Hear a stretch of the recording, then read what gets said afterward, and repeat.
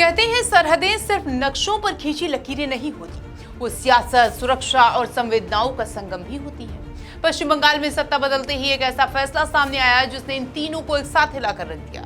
बंगाल की सत्ता बदली और सरहद की सियासत अचानक गर्म हुई। पहली कैबिनेट, पहला फैसला और सीधा अंतर्राष्ट्रीय असर। जी हां, पश्चिम बंगाल की नई सरकार ने सत्ता संभालते ही ऐसा फैसला लिया जिसकी गूंज सिर्फ कोलकाता या दिल्ली तक सीमित नहीं रही, बल्कि सीधे ढाका तक सुनाई दे रही है।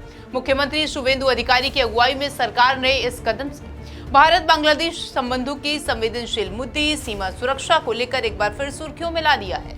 नई कैबिनेट की पहली ही बैठक में सरकार ने बड़ा और स्पष्ट संदेश देते हुए फैसला दिया कि बांग्लादेश और भारत सीमा के उन हिस्सों में जहां अब तक बाढ़ नहीं लग पाई है, वहां कांटेदार तार लगाने के लिए 45 दिनों के भीतर जमीन बीएसएफ को सौंप दी जाएगी।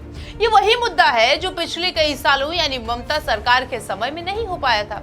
अब नई सरकार के इस प्रायोरिटी में रखते हुए तेजी से इस कदम को आगे बढ़ाया और संकेत दिया है। जैसे ही ये फैसला सामने आया, बांग्लादेश में राजनीतिक हलचल तेज हो गई।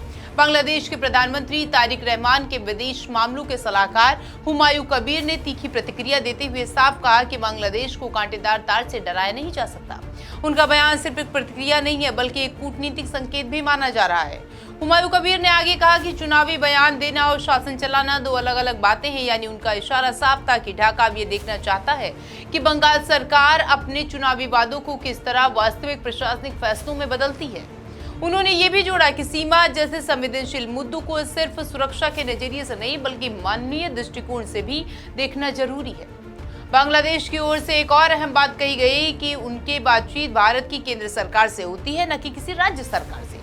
ये बयान पूरे ऐसे मामले में सामने आए और इसको दिलचस्प बना रहे हैं, क्योंकि इससे साफ होता है कि मामला अब राज्य की सीमा से निकलकर केंद्र स्तरीय कूटनीति तक पहुंच सकता है। भारत की तरफ देखें तो ये फैसला पूरी तरीके से राजनीतिक रणनीति के तहत उठाया गया कदम माना जा रहा है। बीजेपी के विधानसभा चुनाव के दौरान अपने वादों में, यानी कि जो संकल्प पत्र जारी किया था, उसमें वादे किए गए थे कि बंगाल बांग्लादेश सीमा को पूरी तरीके से सुरक्षित किया जाएगा।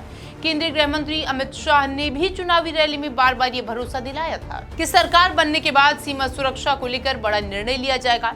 अब पहली कैबिनेट में इस वादे में अमल लाना बीजेपी की डिलीवरी पॉलिटिक्स का हिस्सा बताया जा रहा है। राजनीतिक विश्लेषकों के मुताबिक यह फैसला कई स्तरों पर काम करता है। पहला, ये राज्य के भीतर अवैध घुसपैठ के मुद्दे पर सख्त रुख दिखाता है, और दूसरा ये कि बीजेपी के कोर वोट बेस को संदेश देता है कि सरकार अपने वादों को लेकर गंभीर है। और इसी के साथ तीसरा ये कि विपक्ष, खासकर पूर्व मुख्यमंत्री ममता बनर्जी की नीतियों से स्पष्ट दूरी भी बनाता है।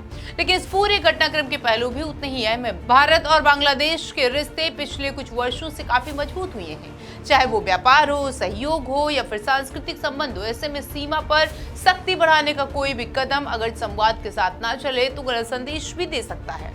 जानकारी ये बताते हैं कि आने वाले समय में ये मुद्दा और भी तूल पकड़ सकता है।